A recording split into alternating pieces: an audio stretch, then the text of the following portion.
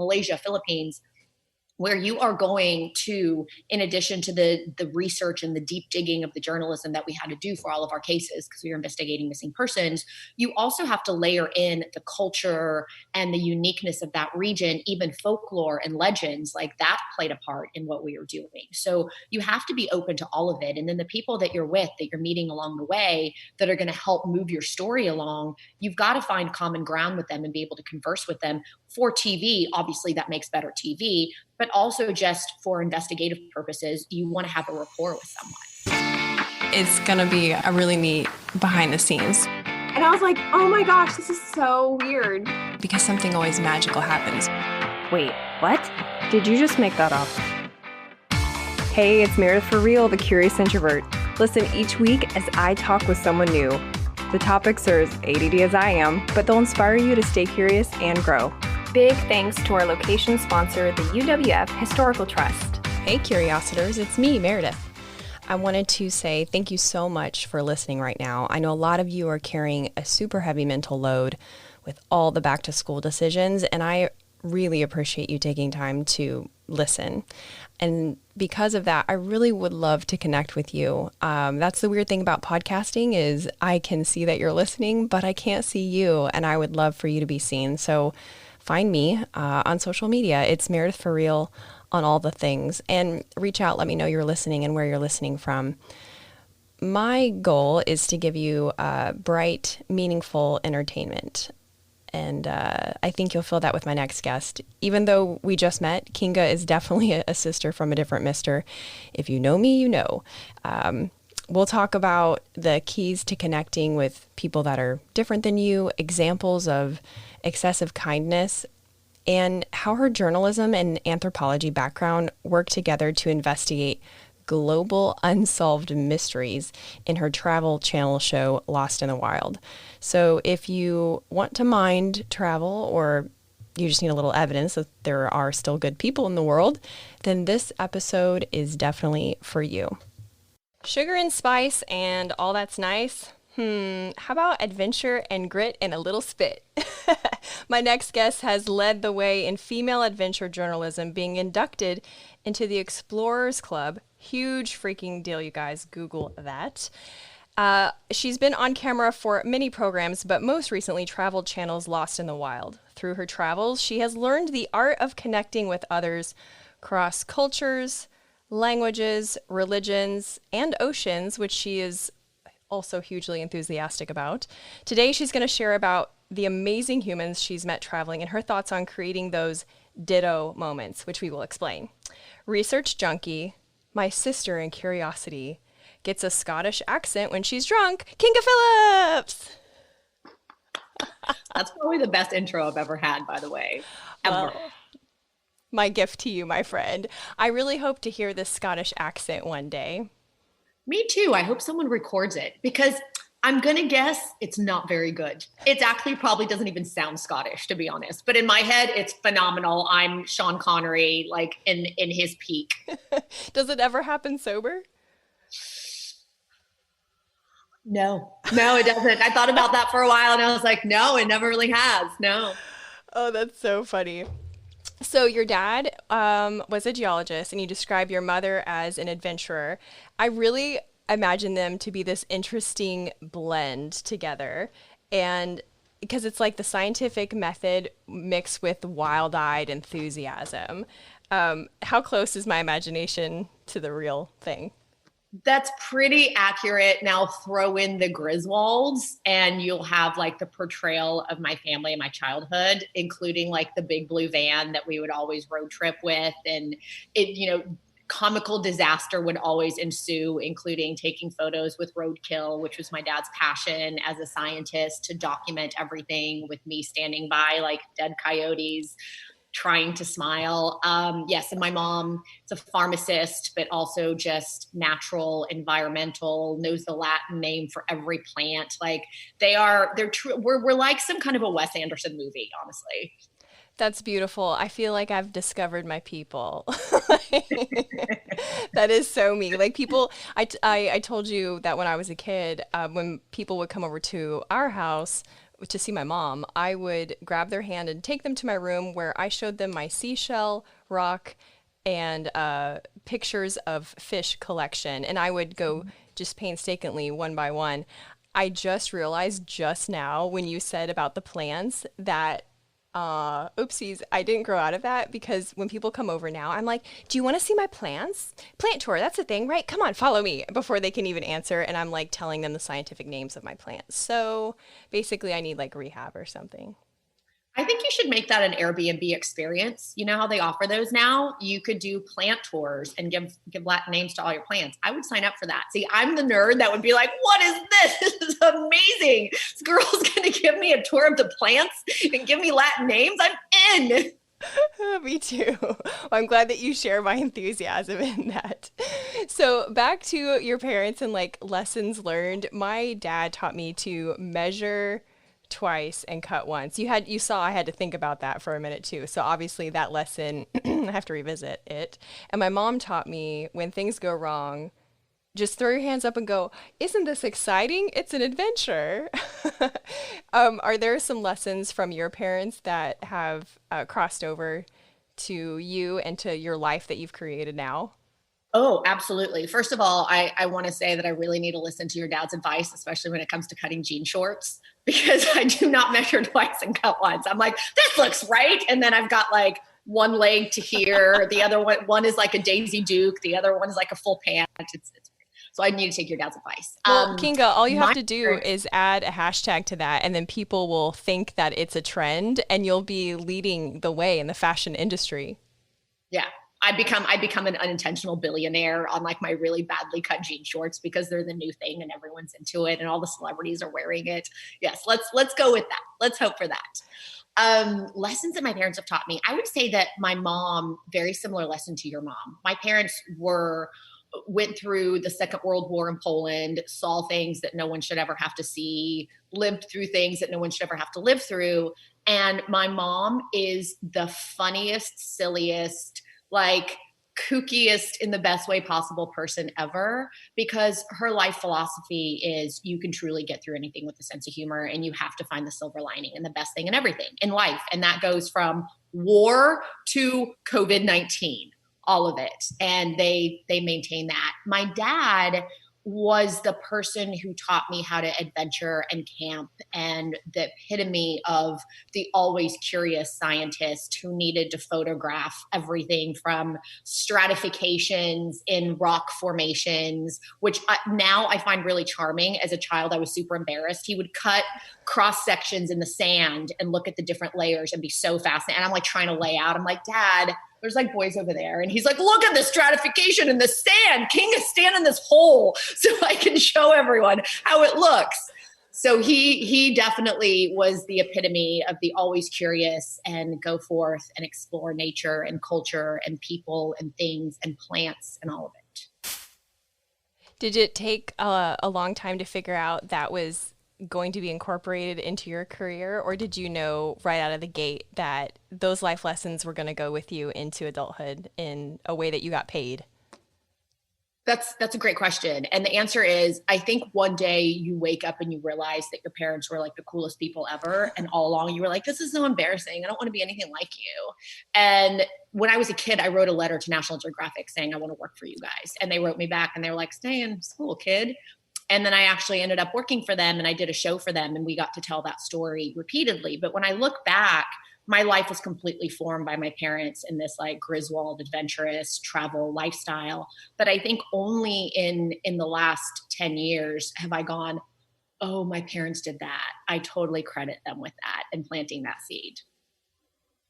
Yeah, hindsight is always 2020 when it comes to especially our parents and our careers. And yeah, that's funny. I also wanted to work for National Geographic. It was the second grade, and there was a stack. I lived in Plattsmouth, Nebraska, very far from any water. And there was a stack of National Geographic magazines, and I would obsess because we had designated reading time, and there was photos in there. And I was like, I want to be a photographer for Nat Geo. And I'm not really sure what happened. I think sometimes we grow up and we have worries and anxieties, and you've become self-conscious, and your little dreams, they just sort of get buried under there. You can always dig them back out.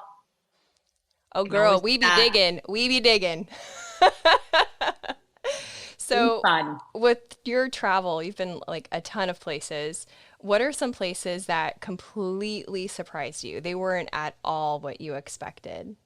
Wow. I would say every place. There rarely is there a place that you go to and it matches what you have pictured in your head. For me, Africa has always been that. Ethiopia, traveling to Ethiopia for a show back in the day. I think we were there in 2011.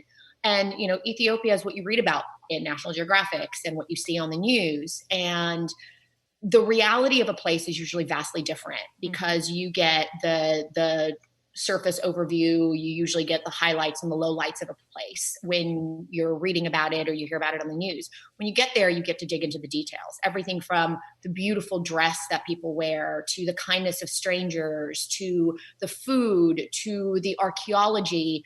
Those details rarely get told in the highlights of media. And when you go to those places, that's what you see. You see the people for what they are on a daily basis, not on a media blast highlight basis. And all these places are so special. India was the same way. Zimbabwe was the same way. Even Fiji was the same way to me. You meet these incredible people, you sit with them and you drink kava and you have a fully different experience than one you could ever have reading about it online.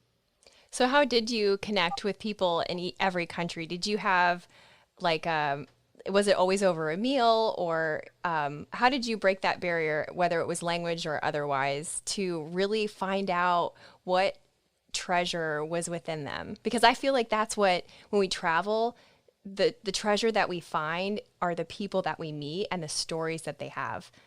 Yeah, that's exactly right. And I think, obviously over a meal is a great way to sit and talk with people. And it's a bit of an icebreaker, especially if it's cultural food that you can discuss. But I always think a sense of humor is a great way to connect with people and to be able to laugh with them on a small scale or a large scale and a silly little incident, just anything that allows you to connect with that person in an organic way. And there's always something, whether you go to someone's house and you see a piece of art that they have, or I'm a foodie. So if there is food to be shared, I want to talk about it. I want to know about it. I want to hear about how you made it, your recipe. Is it your grandma's recipe? Tell me about it. I want to meet your grandma. But that's, to me, the epitome of travel and meeting these individuals who will climb a coconut tree and bring you a coconut and then tell you about all the health benefits of a coconut, which happened to us in the Caribbean while we were filming. And that turned out to be the highlight of that piece. This gentleman named Cornelius Douglas, still remember him, climbed up, brought me a coconut. Those magical moments with people where you get to catch them doing what they do on a daily basis and have a conversation with them about it, or learn something that is foreign to you. Meeting a little gentleman in Vietnam and his water buffalo, and he was like, "Would you like to pet the buffalo?" Next thing you know, my sister and I are sitting on the buffalo taking photos. The buffalo's like, "Yeah, sure, no problem." And the guy's like, "Here, wear this hat. You'll look authentic," as he's plowing a field. Those are the people that you meet that you never forget. I agree. And don't you, when I come back from travels, or even just not even going in other countries, but just, I feel like I have FOMO, like it's probably a clinical diagnosis. My husband tells me this anyway. But when I meet someone, I'm like, oh, I must know you. I must know what you're about. If you speak a different language, I must know this language. Hold on, let me grab Google.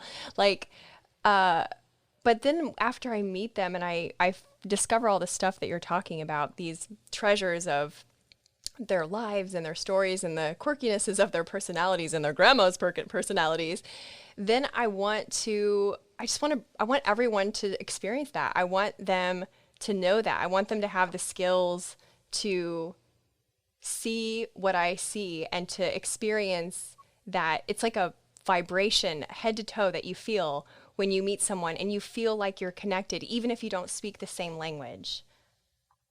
Well, I think what you're describing, and you and I have talked about this before, is touching on people's passions. Yeah.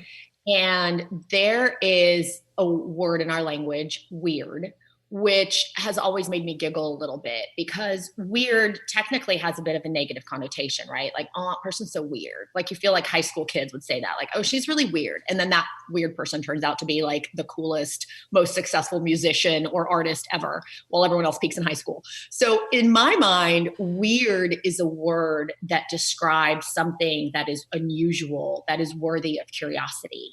And the coolest and the most interesting people that I have met in all my travels, and I bet you would agree with this, are the people that when you start to dig and they carry their heart and their passions on their sleeve and they start to tell you about them, you are like, wow.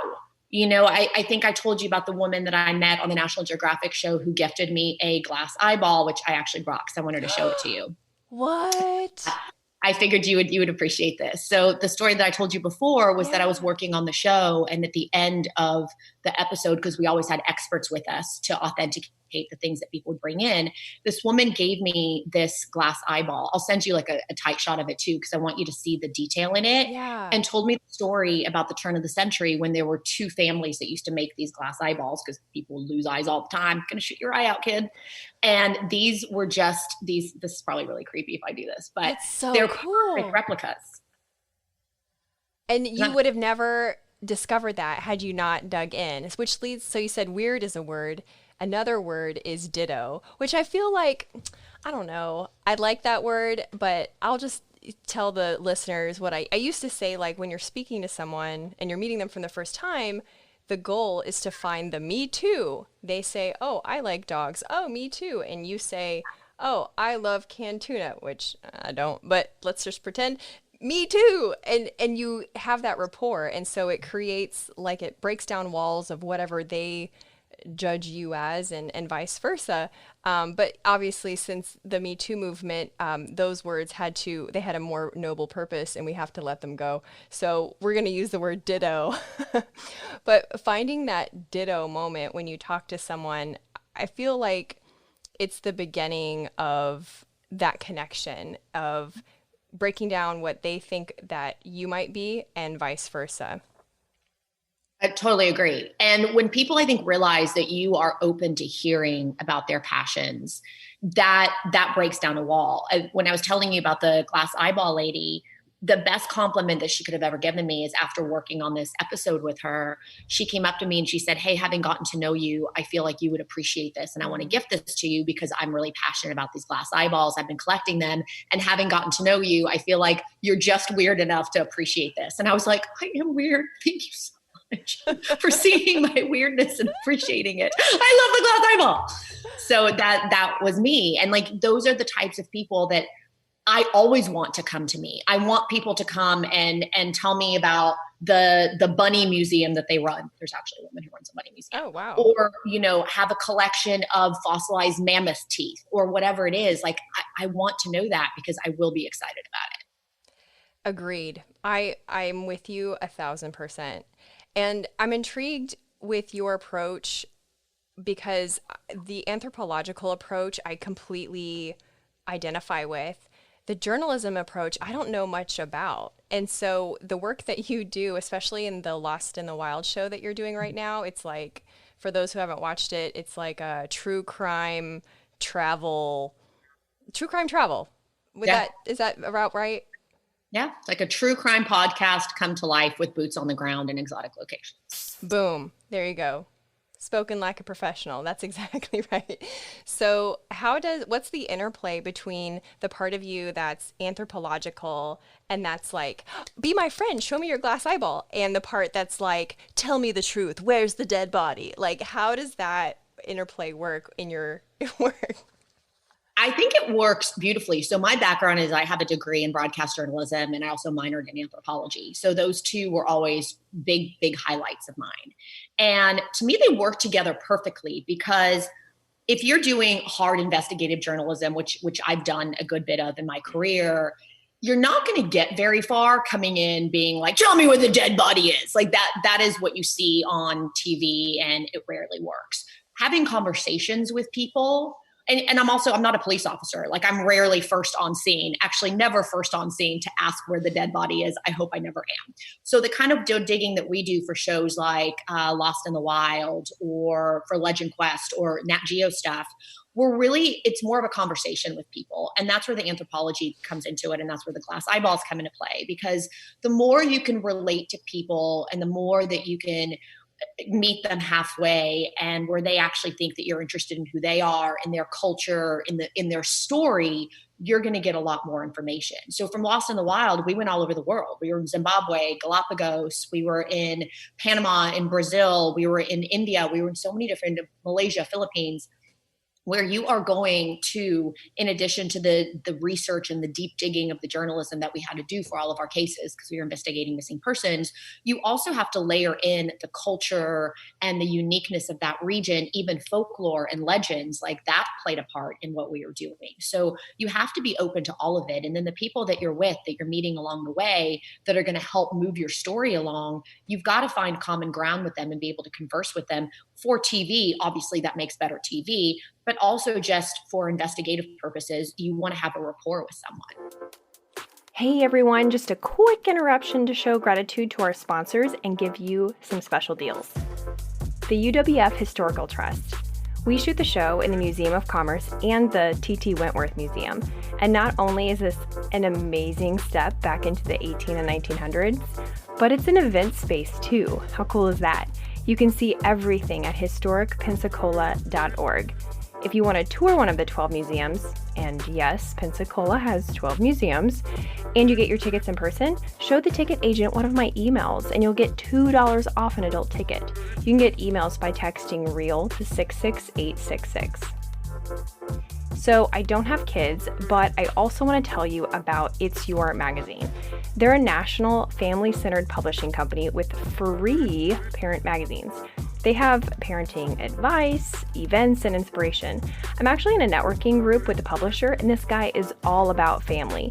You can view a free magazine in cities in Texas, Oregon, Washington, and Florida by checking them out at itsyourmagazine.com.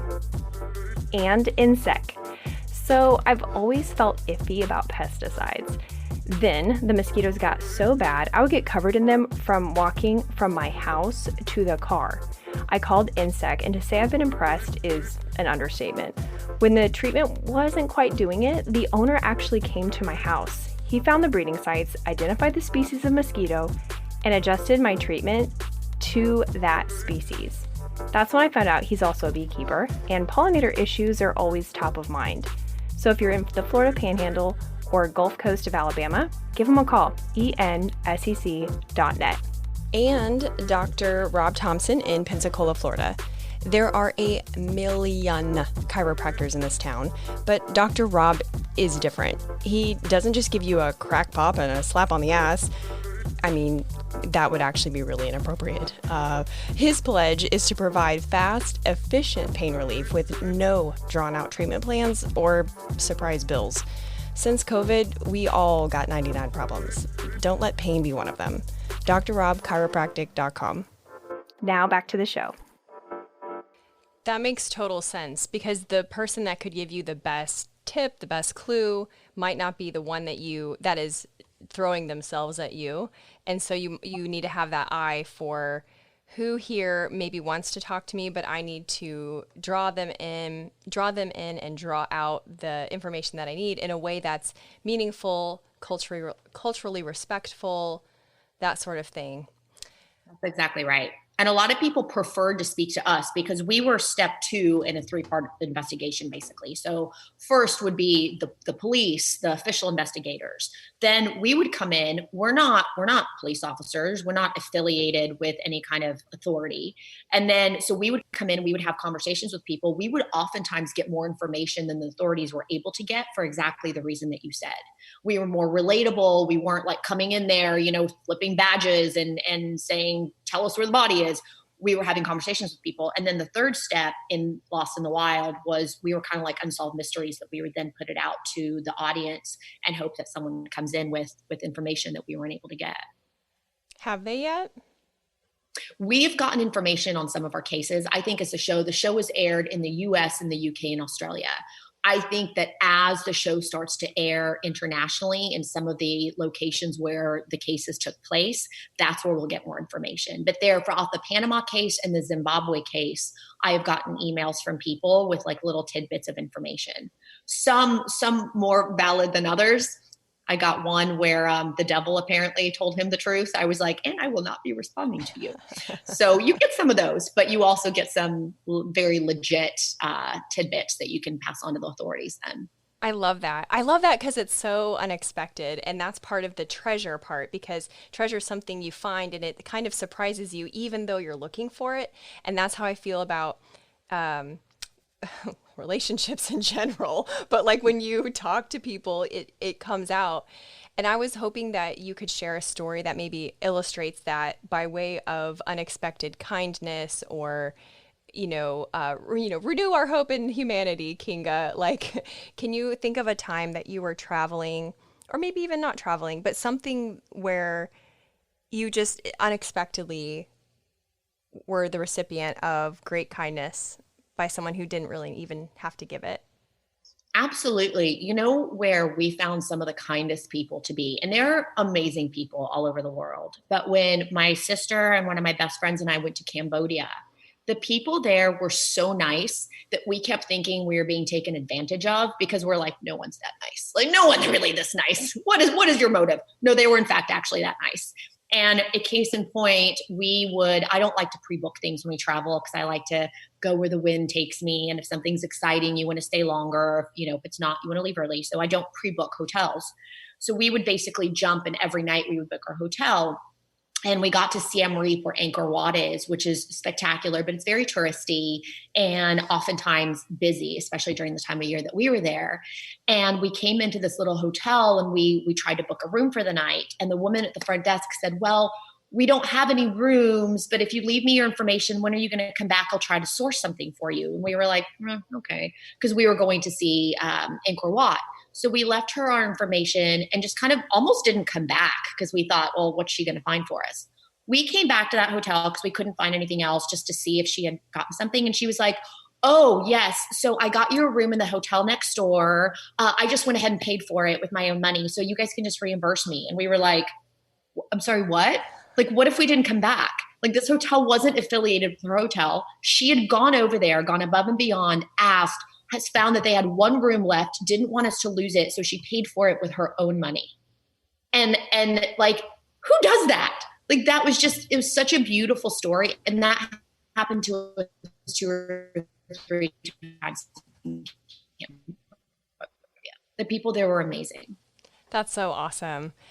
It really does make you go, people are good. People are good. You just got to find the good. Right. I stayed at a hotel in Tennessee for a shoot for a week.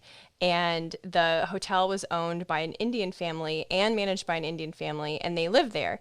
And every day I would kind of chat with them. And one day we were chatting about food, and I was talking about how I love to cook with, I love food, love Indian spices. And I was naming some of the spices that I like to cook with. And they thought that was really curious that a blonde white girl knew what garam masala was.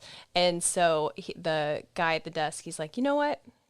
I'm going to get my mom to cook for you. And at that time, we didn't realize, because we hadn't had the food that was being catered, but I wasn't really able to eat the food that the company I was working for was catering, because it had a lot of dairy in it and yada, yada. His mom cooked for me every night. I got homemade Indian food every night, and they would like sneak it to me, and then I'd like run upstairs and eat. And I said, I have to, what can I do for your mom to like show a, kind gesture back? And he said, oh no, hospitality is part of our religion. So you have to accept this. And I was like, whoa, that's major. Isn't that beautiful? People in India are lovely. And the food there, by the way, when we were there filming in the Parvati Valley, I split a pair of pants. Like, no. I don't care. I'm going to keep eating. This is delicious. The best food in the world. You knowingly consented to split pants because you're like, the food is so good. Food is so good. Totally worth a pair of pants. Totally fine. Yeah. Oh my gosh. Well, I know we're running short on time, but I don't think we can have a proper conversation without bringing up your work as a shark ally and your love for the ocean. So spill the beans. Well, Shark Allies is a nonprofit organization that I think is one of the coolest and feistiest nonprofits out there as far as ocean conservation goes, started by Stephanie Brendel. And we've made amazing strides. I mean, she was the first person in 2010 to enact an all-out ban on shark fin sale, trade, and possession in Hawaii, which was the first state in the U.S., and several others followed suit. That is happening in Florida right now. So we are now fighting the fin trade in Florida, and that is almost passed.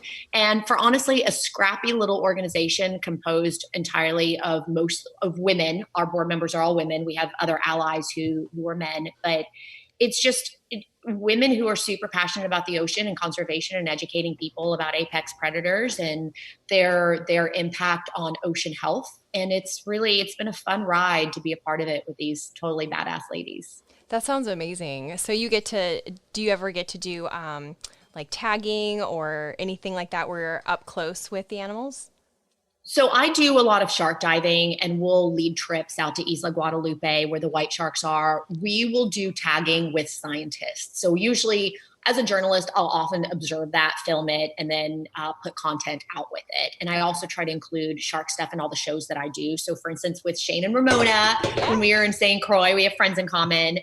We did a piece about going down and working with the sharks and teaching them how to eat lionfish, an invasive species. And that was really interesting. And that was really beautiful to get to incorporate because all of us have a passion for ocean. So we got to put that out there. But we've worked with some of the best scientists in the world, Mauricio Hoyos, Giannis Papamastatu, who's actually out of Florida International University. And these are the people that I really lean on for the science side of things because I'm not the scientist, but I do a lot of media stuff with sharks and try to educate people about why they are not everything that is portrayed in movies like Jaws and all the other Hollywood flicks out there.